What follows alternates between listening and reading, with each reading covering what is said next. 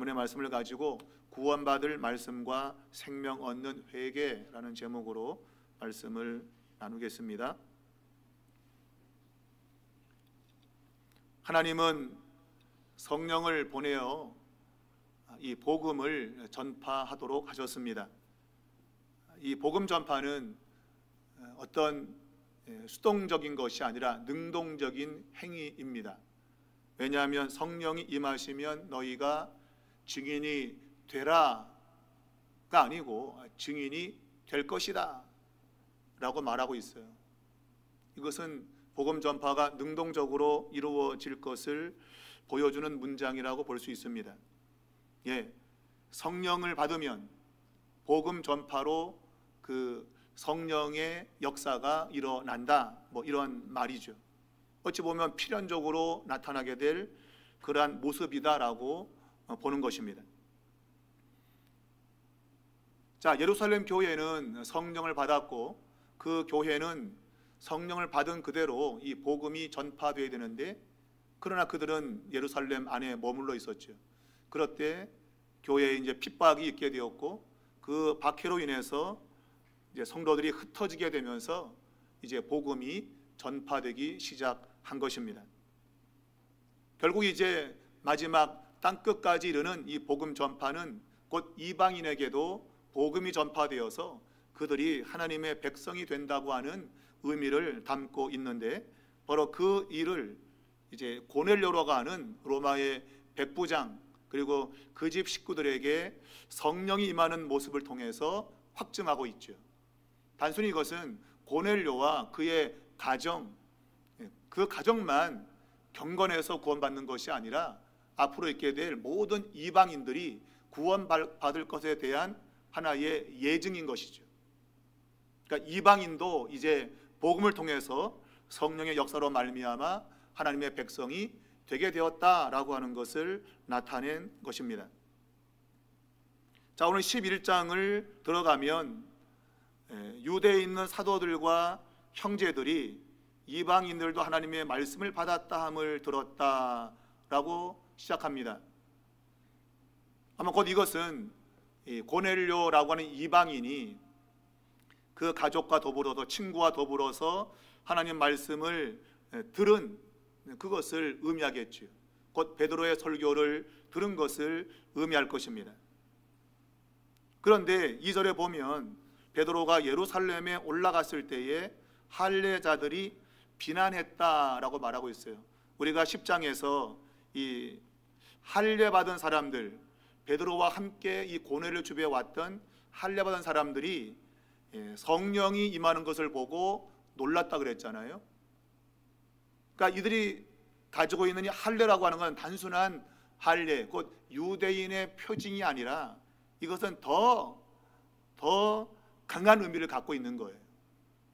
곧 할례를 받은 유대인들만이 성령을 받을 수가 있고 또한 하나님의 백성이 된다고 하는 그런 의미를 강하게 가지고 있는 거죠. 그러니까 할례 받지 않는 자들에게는 바로 하나님의 백성이 되는 그런 일은 있을 수 없다라는 의미였던 거예요. 근데 이제 이 베드로가 고넬료 집에 성령이 임하는 것을 이제 보고 그리고 예루살렘에 올라갔는데 할례자들, 바로 이들이 베드로를 비난한 것이죠. 그 비난의 이유는 베드로가 바로 이방인과 함께 먹고 마시는 교제를 했기 때문입니다.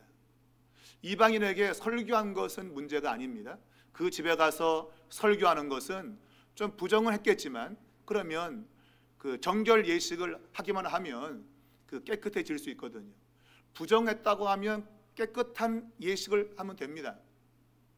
그런데 베드로가 고넬료 집에 간 것은 단순히 설교하기 위해 간 것이 아니고 바로 그 집안 사람들과 함께 먹고 마신 하나의 그런 동료로서 같은 신분과 같은 자격을 가진 그러한 행동을 했다고 하는 것이죠. 그래서 할례자들이 무할례자의 집에 들어가 함께 먹었다라고 이야기하는 것이죠. 우리가 10장 48절을 보면 이 고넬료 사람들이 베드로에게 며칠 더 묵어라. 단순히 묵으란 얘기는 그냥 거기 있는다는 의미가 아니고 먹어라 그 얘기죠. 예. 같이 먹고 살자. 예, 그거죠. 같이 먹는 것은 너와 내가 똑같다. 그런 의미를 가지고 있거든요. 그러므로 이 고넬료 집에서 베드로가 며칠 더 묵으면서 함께 먹고 마신 것이죠. 그러한 이야기가 바로 유대에 있는 사도들과 형제들에게 알려진 것이죠. 자, 여기 보면 1절에 유대에 있다는 용어를 쓰고 있습니다. 유대에 있다. 보통 이제 사도들과 이 형제들의 거점은 예루살렘 교회 아니겠습니까? 그러면 예루살렘에 있다고 그렇게 말해야 맞을 텐데, 유대에 있다고 하는 이 말을 하고 있는 이유는 바로 이 전에 있는 모든 일련의 과정을 담고 있는 것이죠.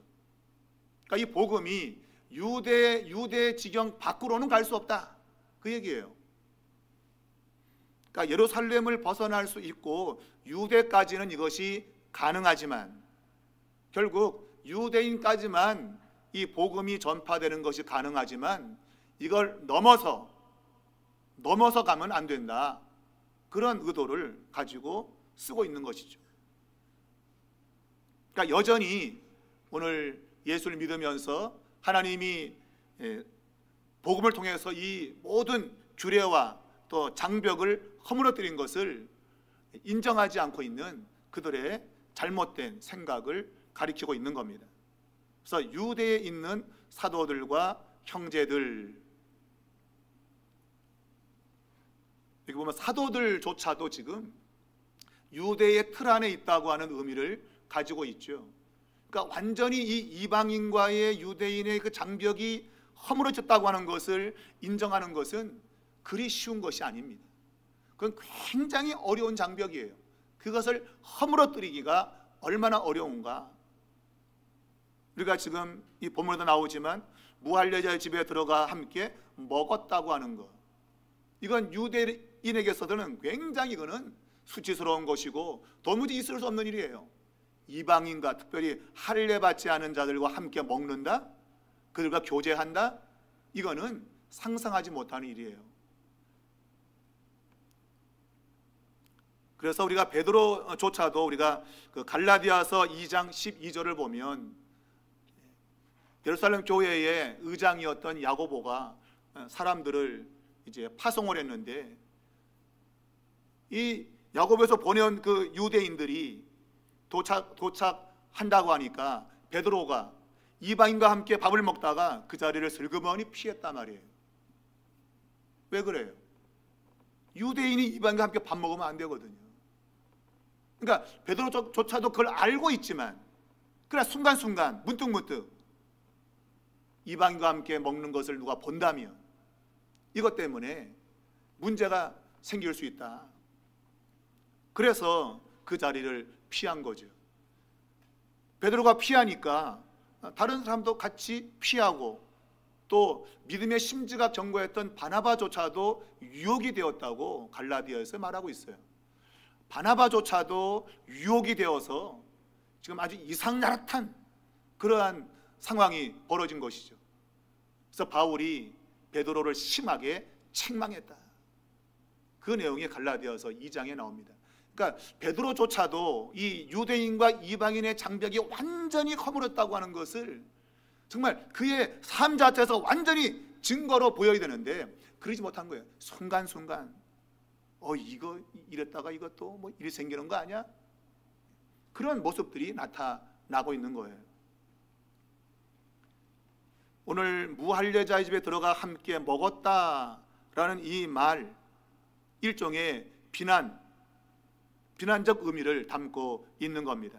곧 이방인과 사회적 관계를 맺는 것, 이것은 용납할 수 없는 일인데 그 일을 지금 베드로가 했다는 것이죠. 자, 그때 이제 베드로가 자신의 일 가운데 역사하셨던 하나님에 대한 이야기를 요즘 말로 말하면 간증을 하는 겁니다. 하나님이 행하셨던 일을 그대로 간증하고 있습니다. 그 간증의 내용은 앞에 10장에 있는 내용을 그대로 이제 옮겨오고 있습니다. 그런데 옮겨오는 그 내용을 이 누가는 그대로 옮겨오지 않습니다. 물론 베드로가 간증할 때 자신에게 일어난 그런 일을 똑같이 마치 앵무새처럼 마치 테이프에 녹음을 해가지고 이렇게 막 틀어주듯이 그렇게 똑같이는 할 수 없겠죠, 그죠? 그러나 이 누가가 이 사도행전을 기록하면서 베드로가 간증하는 그 말 속에 뭔가 의도를 담아서 뭔가를 말하려고 하는 메시지가 들어있는 겁니다. 성경은 뭔가 일어난 일을 사실적으로 묘사하는 책이 아니에요. 그건 과학책이죠. 성경은 신학책이죠. 하나님이 행하신 일을 기록하는 저자가 하나님의 의도를 간파하고 그것을 사실과 통합을 해가지고 그것을 적절하게 표현해내는 겁니다. 그렇다고 없는 이야기를 지어낸 것은 아니죠. 그럼 그것은 소설에 불과한 거예요. 소설. 누구 말처럼 소설 쓰고 있네. 소설이 아니에요. 소설이.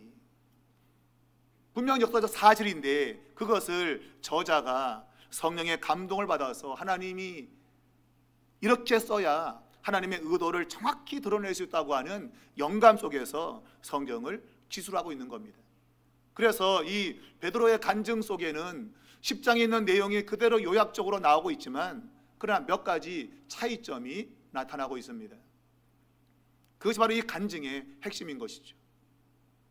결국 이 간증의 핵심은 왜 이방인과 함께 밥을 먹어야 되는가, 왜 이방인과 함께 교제해야 되는가에 대한 이야기를 하고자 하는 겁니다.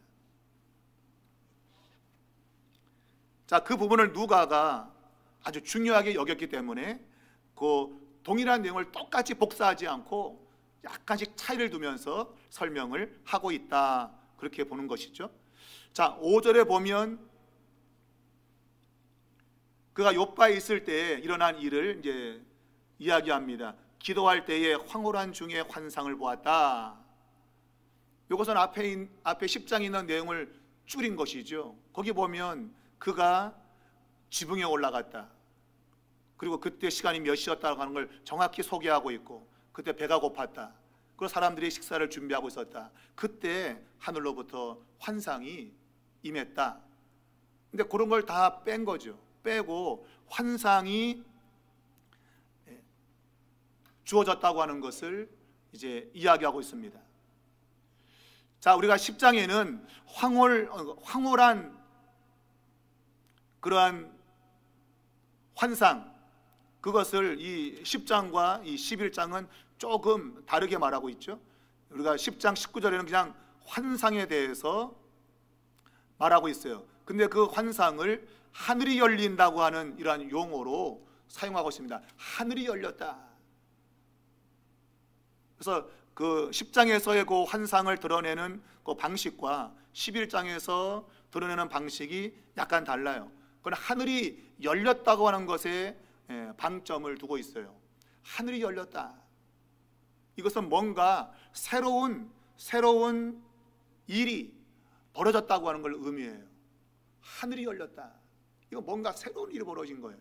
이전 것과 전혀 다른 그러한 의미를 가지고 있어요. 근데 이 11장의 간증 속에는 황홀경 중에 환상이 그에게 왔다고 돼 있어요. 그러니까 이것은 환상이 그에게 똑똑하게 임했다고 하는데 강조를 주고 있는 겁니다. 10장에서는 뭔가 새로운 일이 벌어졌다고 하는 것에 대한 강조를 둔다면 그의 간증 속에는 환상이 내게로 왔다라고 하는, 분명하다고 하는 것에 초점을 두고 있어요. 그래서 이 환상이 내 앞에까지 드리워졌다라고 말하고 있죠. 이것은 10장에는 없는 내용입니다. 10장에는 그냥 환상이 보였다 라고 하는데 이 11장 간증 속에는 이 환상이 내 앞에까지 찾아왔다고 되어 있는 거예요. 드리워졌다고 하는 것은 왔다고 하는 엘코마이라고 하는 그런 단어인데 왔다라는 거예요. 그러니까 환상이 내 눈앞에까지 왔다는 거예요. 저 하늘에 그냥 이렇게 보인 게 아니고 그 환상이 내 코앞에까지 분명히 눈으로 보일 정도로 왔다는 거예요. 분명하다고 하는 것을 강조하고 있어요. 10장에서는 하늘이 열렸다. 이것은 이전과 다른 전혀 새로운 것이 지금 나타났다. 말하자면 진짜가 나타났다. 지금 진짜가 나타난 거죠. 하늘이 열리면서 진짜가 나타난 거예요. 새로운 뭔가 진짜가 나타난 거예요. 근데 11장의 간증은 그것이 분명하다. 그것이 내 앞에까지, 내 눈앞에까지 왔다는 거예요. 그러니까 이것은 분명하다고 하는 사실을 강조하고 있어요. 그러니까 좀 의미가 다르죠, 그죠? 그러니까 이 누가가 성경을 기록할 때 그 의미를 다방면으로 쓰면서 그 내용을 아주 강조하고 있죠. 베드로가 경험한 그것은 새로운 것이고 그것은 분명한 것이다 라는 거예요. 그러니까 환상이 멀리 있으면 가물가물하고 그렇죠, 그죠? 근데 그게 아니고 내 코앞에까지, 내 눈앞에까지 왔다는 거예요. 그것이 굉장히 선명하게 왔다고 하는 것을 말하고 있어요. 그리고 이어서 소리가 들리는데 잡아먹어라, 잡아먹어라. 이것은 똑같이 들려온 소리입니다. 그런데 거기에 대한 반응이 좀 다르게 표현되어 있어요. 10장에서는 베드로가 나는 이런 것들을 먹어본 적이 없다. 먹어본 적이 없대요. 먹어본 적이.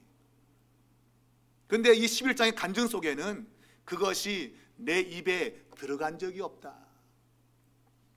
물론 의미는 같은 거죠, 그죠?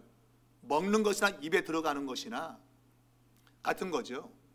그런데 이 먹는다는 얘기와 내 입에 뭔가 들어간다고 하는 그러한 그 의미의 차이가 있는 거예요. 그렇지 않다면 똑같이 나 그거 먹어본 적이 없다 뭐 이래야 되는데 그게 아니고 그것이 내 입에 들어간 적이 없다 이렇게 말하고 있어요. 우리가 마태복음 15장에서도 이 정결 예식을 이야기하면서 그 대화 속에서 예수님께서 사람의 입으로 들어가는 것이 그 사람을 더럽히는 것이 아니라 그 입에서 나오는 것이 사람을 더럽힌다. 거기도 보면 입에 들어간다고 하는 그 용어를 똑같이 사용하고 있어요. 마태가 복음서를 기록할 때 바로 이것은 이 부정이라고 하는 것은 아주 강하게 쓰는 것이죠. 입으로 들어간다고 하는 것은 어찌 보면 예수님의 말씀을 환기시키는 그런 의도를 가지고 있는 것. 예수님께서 입으로 들어가는 것이 사람을 부정케 하지 않는다. 그런 의도에서 지금 내려오는 그 짐승들을 다 먹어도 된다. 그거는 내 입에 들어가도 더럽히지 않는다.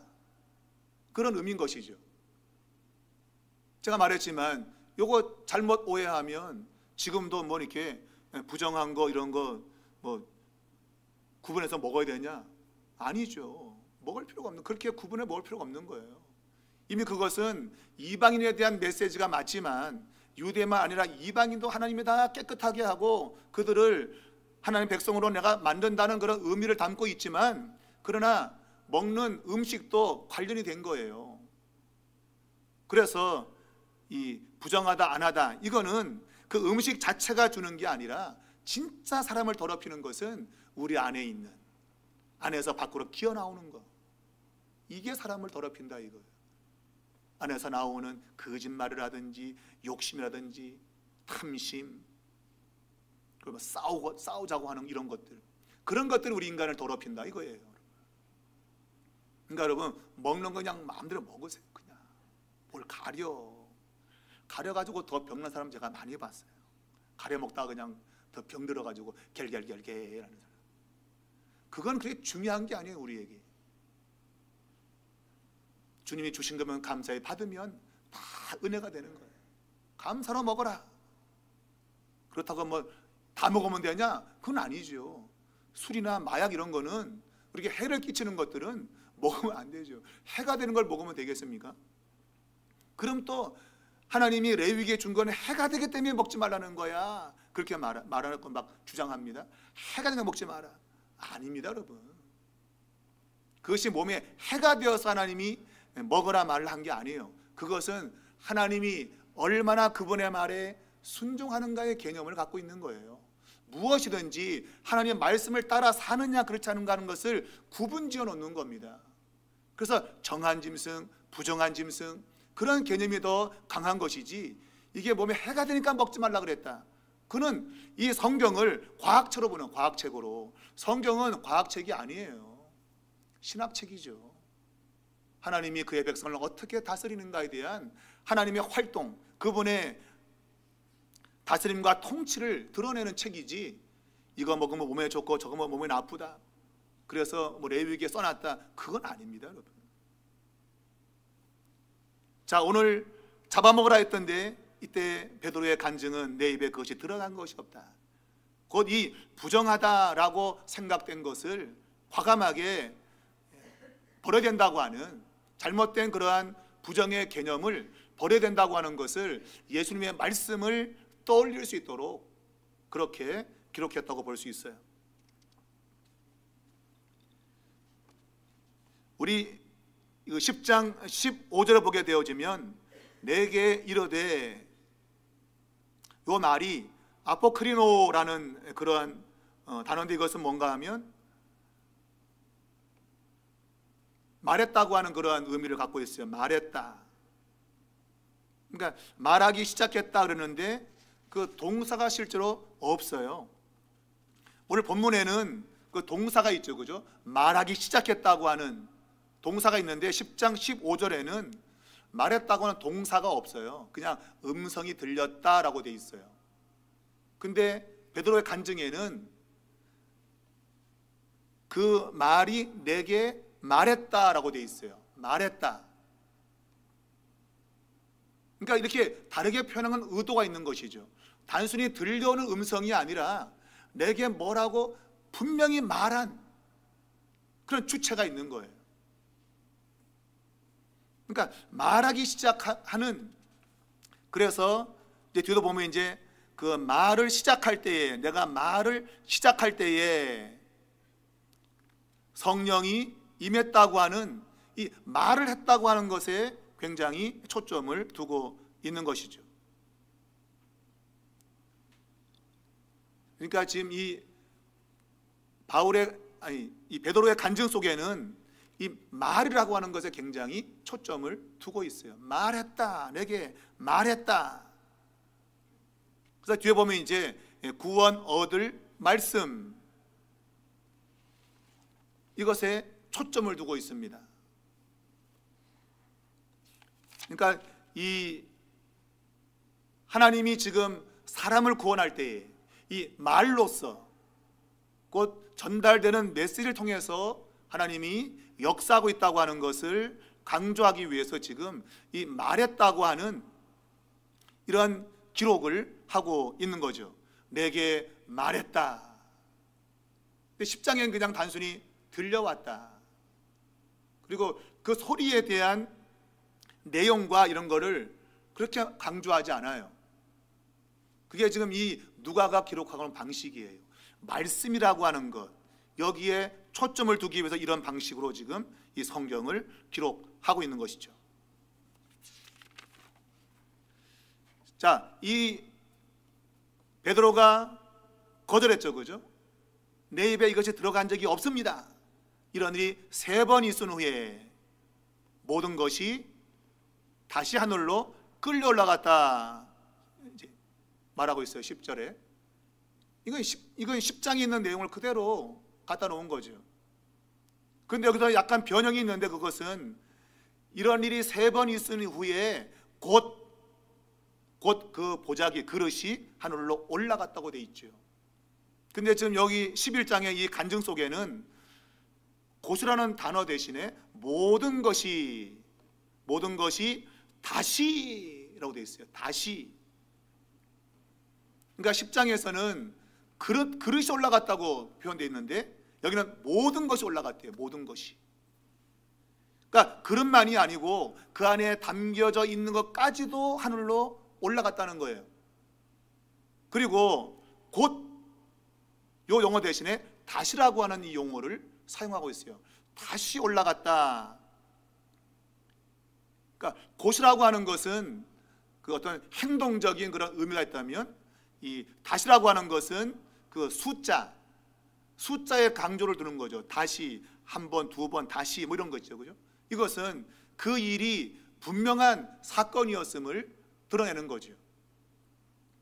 그러니까 곧이라고 하는 것은 그러한 행동적인 것에 초점을 둔다면, 다시라고 하는 것은 숫자에 초점을 두면서 그것이 분명히 이루어진 일이다라고 하는 거예요.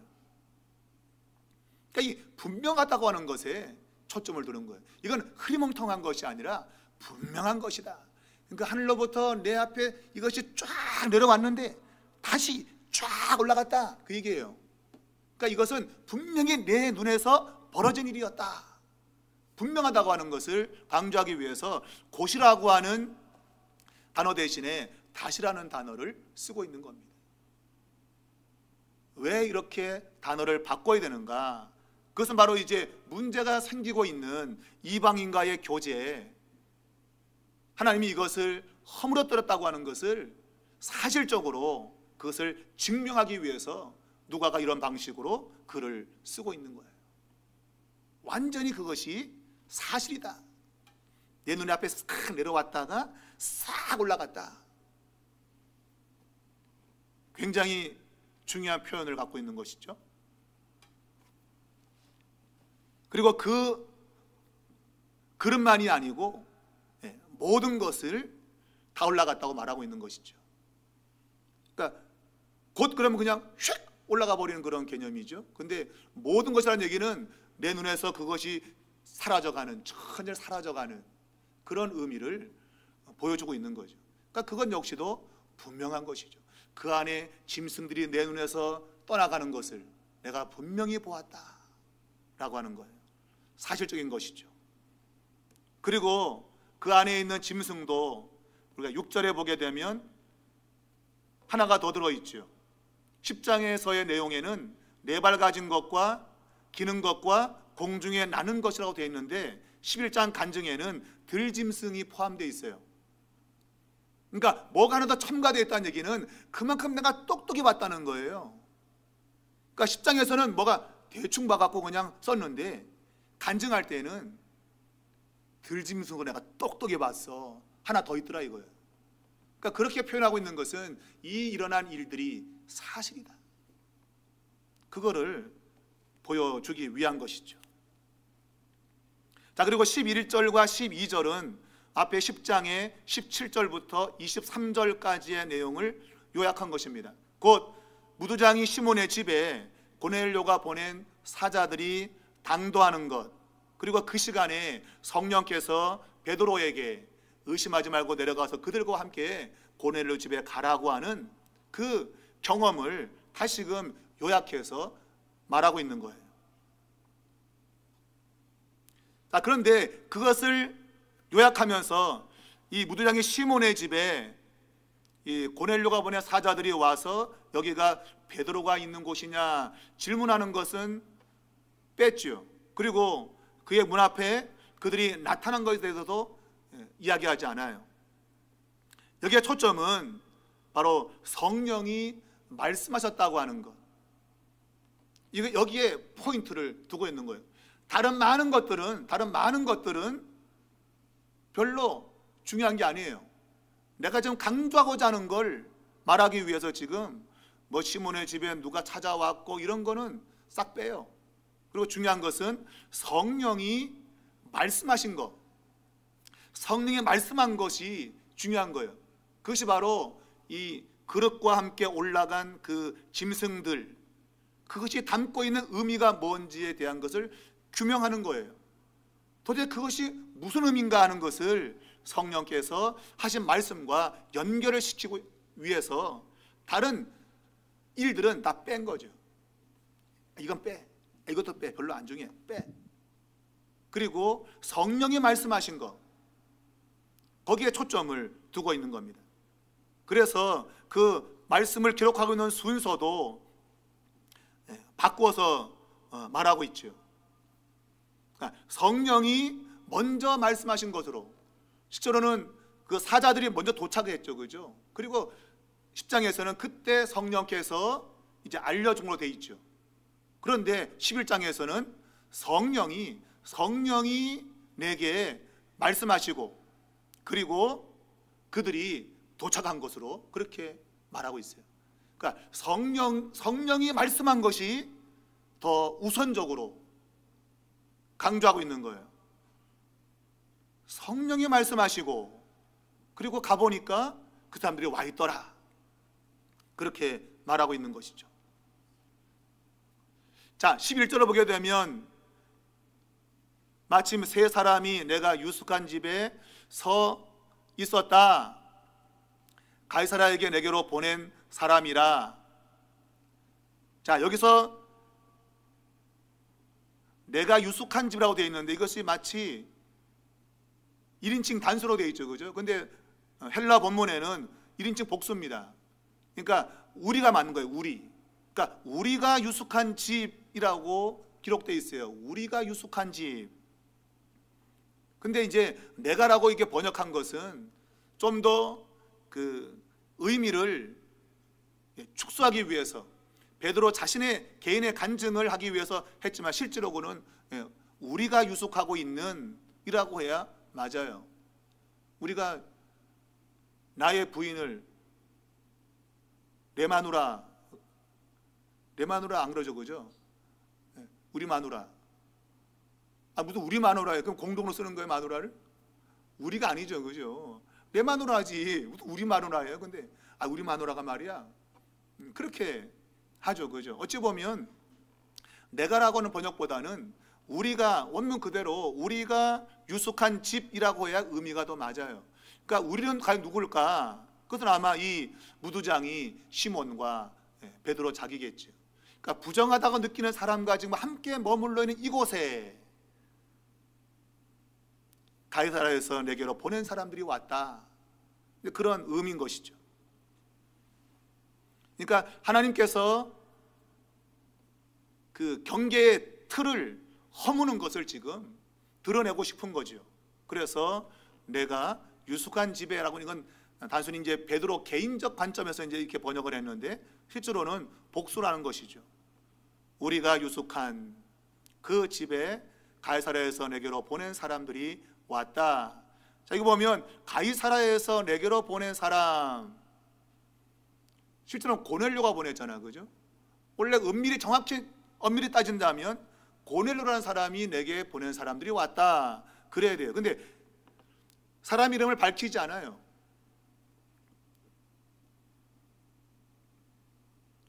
왜 여러분 사람의 이름을 밝히지 않을까요?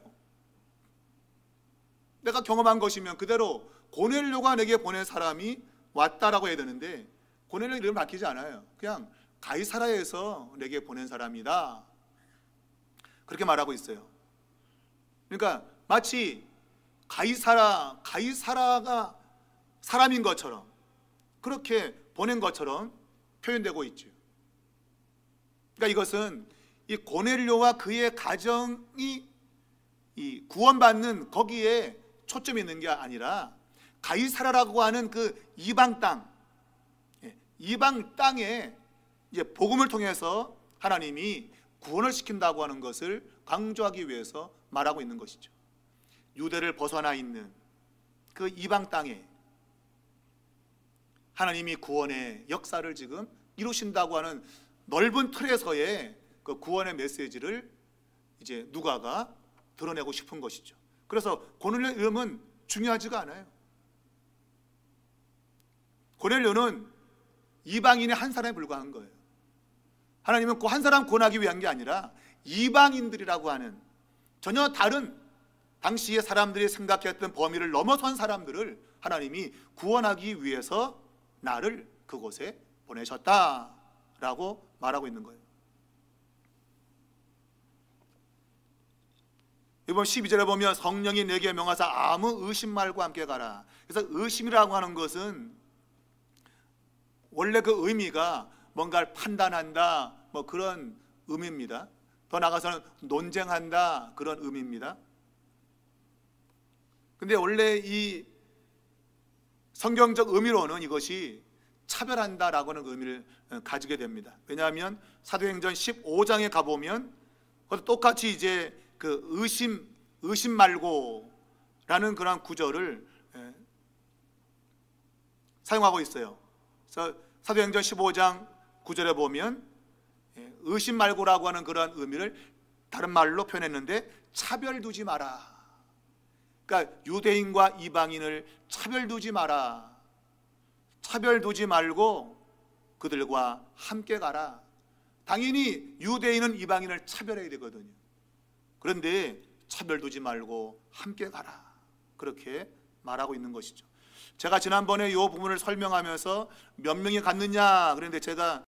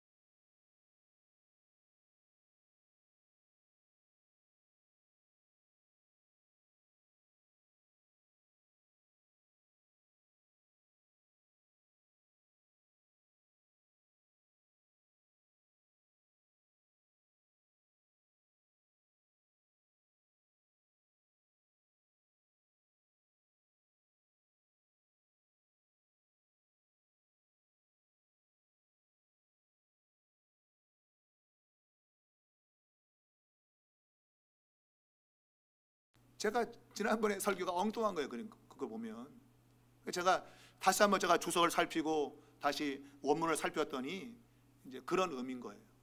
그러니까 요바에서만 6명이 온 게 아니고 요바에서는 한 2명 내지 3명이 지금 가는 것이고 그리고 고넬료에게서 이제 3명이 온 것이죠. 그래서 이 6명 여기 베드로 자신도 포함했다고 보는 사람이 있는가 하면 베드로 빼고 6명. 그래서 요바에서는 3명이 갈 수도 있고 그리고 고넬료에서 3명이 왔고 그래서 전체는 7이다 그렇게 주장하는 사람도 있어요. 어쨌거나 제가 전체 10명으로 저는 처음에 이제 봤는데 그 문장을 정확히 해석을 해보니까 요바에서 출발한 사람을 말하고 있는 거예요. 요바에서 떠난 사람들, 그러니까 전체가 6명 내지 7명이 된다. 그렇게 여러분 정정을 하시면 되겠습니다. 자, 6명이 혹은 7명이 이제 고넬료 집에 간 것이죠. 역시도 여기 보면 그라고 표현했는데 사람 이름 밝히지 않아요. 아마 이 글을 읽는 사람들은 다 고넬인 걸 알겠죠.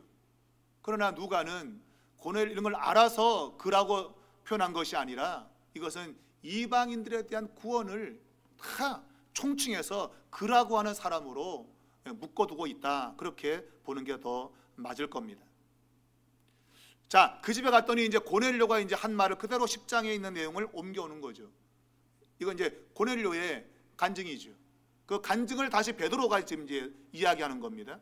들은 간증을 베드로가 다시 설명하는 것이죠. 자, 여기 보니까 고넬료에게 천사가 나타나서 요바에 사람을 보내어서 베드로라는 시몬을 청하라. 여기까지는 맞아요. 10장의 내용을 그대로 갖고 왔어요. 근데 그 다음에 14절에 그가 너와 내 온 집이 구원받을 말씀을 내게 이르리라 함을 보았다. 근데 이런 말이 없어요. 10장에는 고넬료가 구원받을 만한 말씀을 내게 말할 거라고 하는 것을 보았다고 간증한 것으로 지금 베드로가 간증하고 있는데 실제 10장에서는 없어요. 그런 말이. 그러니까 시몬을 청하라 여기까지만 천사가 말한 겁니다. 그리고 베드로에게 말할 때도 이제 고넬료가 거기까지 말한 거죠. 요바에는 당신을 청하라고 했습니다. 그리고 그에게 들으라고 했습니다. 또 그 듣는 내용이 뭔지도 몰라요. 그런데 오늘 이 11장에서 베드로의 간증 속에는 너와 내 온 집이 구원받을 말씀을 듣는 것으로 정확히 표현하고 있어요. 이게 핵심인 것이죠. 왜 베드로를 불러야 되느냐? 그 이유, 10장에는 그 이유가 나와 있지 않아요. 그냥 베드로를 청해서 들으라, 뭘 들으라는 건지 몰라요. 그런데 11장에서는 그 들을 내용이 구원받을 말씀임을 정확히 언급하고 있죠. 이것은 아까 말씀드린 대로 성령이 말씀하신 것. 그래서 이것은 구원의 메시지다, 분명하다. 그러니까 구원의 메시지를 지금 하나님이 고넬료 집안을 대표하는 이방인들에 대한 구원으로 지금 연결을 시키고 있는 겁니다. 구원받을 말씀을 듣게 하는 것, 이것이 하나님의 지금 의도인 것이죠. 바로 이방인들이 구원받을 말씀을 듣는 것, 이것이 하나님의 의도였다고 하는 거예요. 그것이 바로 그 환상과 연결되어 나타났다는 것이죠. 그러면서 이제 15장의 5절에 보면 내가 말을 시작할 때에 성령이 그들에게 임했다. 좀 다르죠, 그죠? 10장에서는 베드로가 말을 마치기 전에, 그러니까 결론을 짓기 전에 성령이 임했다고 되어 있는데, 근데 여기는 베드로가 말을 시작하고 있는데 시작할 때 성령이 임했다고 되어 있어요. 다르죠. 그러면 틀렸냐? 그게 아니죠. 베드로가 간증을 통해서 뭘 말하고 싶은가? 원래 의미적으로는 말을 다 듣고 끝날 쯤에 이제 성령이 임한 것이 맞겠죠. 그런데 베드로의 간증에서 베드로가 내가 이 말을 시작할 때에, 곧 복음을 전할 때에 성령이 그들에게 임했다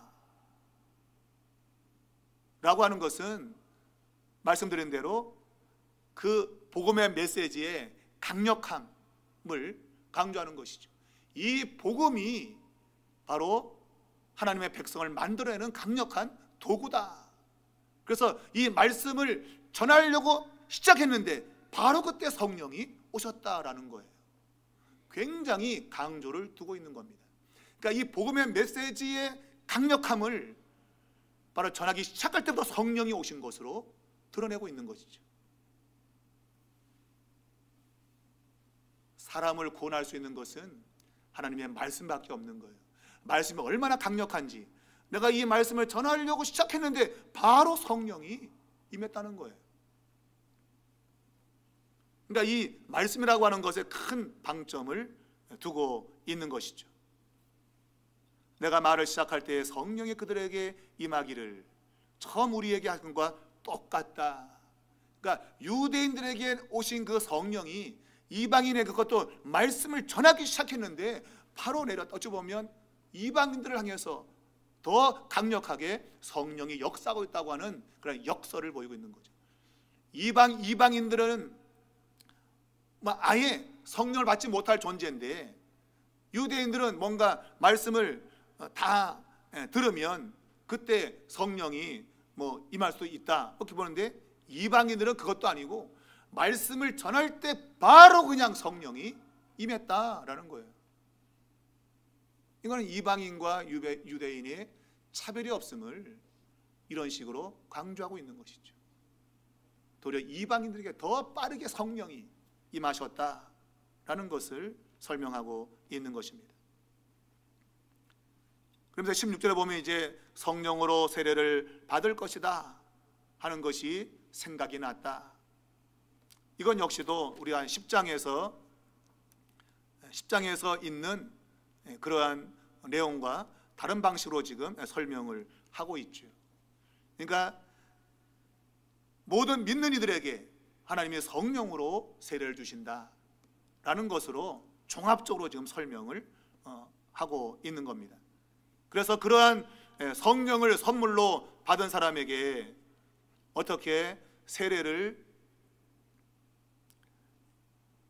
주는 것을 맡겠느냐라고 이제 10장에서는 그렇게 이제 표현되어 있는데, 여기 보면 내가 누구에게 하나님을 능히 맡겠느냐. 그러니까 이것은 성령이 오는 것을 내가 어떻게 막을 수 있냐 이거예요. 하나님이 주겠다는데 어떻게 막냐 내가. 곧 이방인이 하나님의 백성으로 성령을 받고 들어온 일을 어떻게 인간들이 그것을 막을 수가 있느냐. 하나님이 하시는 것을 어떻게 막느냐, 그거를. 없다는 거죠. 맞아요, 여러분. 막을 수가 없죠. 하나님이 하시겠다는데 어떻게 막아요? 우리가 욥기도 보지만 하나님이 하겠다는데 어떻게, 누가 뭐라 그래요 그거를. 그럴 수 없는 거예요. 하나님이 주권적으로 행하시는 걸 어떻게 인간이 그것을 가타부타할 수 있냐 말이에요. 없다는 거지요. 가장 중요한 핵심은 바로 이 구원의 메시지입니다. 이 도대체 구원이 뭐냐는 거예요. 구원이. 유대인들은 과거에는 할례 받으면 구원받는다. 그래서 할례의 표가 굉장히 중요하다 여겼죠. 그러나 아니다. 할례 받고 안 받고가 구원을 받는 것이 아니고 성령을 받고 세례를 받는 것이 하나님의 백성이 되는 것이다. 근데 이 성령은 어떻게 오는가? 바로 그것은 구원의 메시지, 곧 복음을 통해서 오게 된다라는 거예요. 복음만이 사람을 하나님 백성 되게 한다라는 것입니다. 그래서 18절에 또 다른 방식으로 설명한 것이 이방인에게도 생명 얻는 회개를 주셨다. 이 구원 받을 말씀과 생명 얻는 회개는 동일한 방식의 또 다른 서술이죠. 곧 생명을 얻는데 이것은 구원받는 바로 복음, 구원을 얻게 하는 그 복음 이것이고, 복음이 오게 될 때 사람들은 자신이 죄인됨을 깨닫고 회개하고 생명을 얻게 된다라는 겁니다. 그래서 이방인에게도 이와 같은 생명을 주시는 하나님의 역사가 결국은 예수 그리스도의 십자가의 죽으심과 부활로 인해서 동일하게 유대인과 이방인에게 적용되었다라고 하는 것을 베드로가 간증하고 있는 것입니다. 한 가지 생각할 것은 14절을 보면 그가 너와 내 온 집이 구원받을 말씀을 내게 이르리라. 무슨 말입니까? 고넬료만 구원받는 게 아니라 고넬료와 내 온 집구석. 사도행전 16장 31절에 주 예수를 믿으라. 그리하면 너와 내 온 집구석이 구원받을 거다. 복음은 개인의 구원으로 그치지 않아요. 너와 내 온 집이 구원을 받을 것이다. 이게 복음의 능력인 것이죠. 제가 잠깐 언급했지만 여리고성이 무너질 때에 기생 라합이 혼자 구원받지 않죠, 그죠? 그 복된 소식을 들었을 때에 자기의 가족들을 다 불러다가 구원을 받게 하는 것처럼 고넬료 역시도 자기의 친척과 친구를 다 불러다가 구원을 받게 하거든요. 복음은 나 개인만 구원하지 않아요. 그 복음은 능력이 있어서 나와 관계된 주변 사람들까지도 구원하는 그런 역사가 있다는 겁니다. 이러한 믿음을 가져야 됩니다. 여기만 하나 아까 말한 대로 사도행전 16장 31절에 빌립보 간수에게 바울이 했던 말과 똑같은 의미를 갖고 있습니다. 너와 내 집이 구원을 받을 거다. 여러분의 가정이 구원받는 것은 여러분이 그런 믿음을 가져야 됩니다. 내가 믿게 되면 이 복음의 능력이 우리의 가정을 구원할 것이다. 그런 믿음을 가져야 돼요. 근데 우리는 아유 저 인간 틀렸어. 아유 믿긴 틀렸어. 이미 우리 안에 불신이 가득하거든요. 여러분이 구원받은 것도 보면 그래요. 야, 넌 구원받겠니 너는? 근데 구원됐잖아요. 그게 하나님의 복음의 역사인 거죠. 그런 우리가 열린 마음을 가지고 있어야 우리 가족을 구원할 수 있어요, 여러분. 그 믿으셔야 돼요. 그게 성경이 우리에게 주는 중요한 메시지입니다. 여러분이 구원받은 것은 여러분의 가족을 구원받는 길로 갈 겁니다. 그걸 믿으시고 복음을 전하십시오. 가족이라고 입 다물지 말고 주 예수를 믿어야 구원받는다. 전하면 우리의 능력이 아니라 복음 자체의 능력이 그를 구원으로 이끌 것입니다. 그러한 믿음이 우리에게 있기를 주의 이름으로 축원합니다.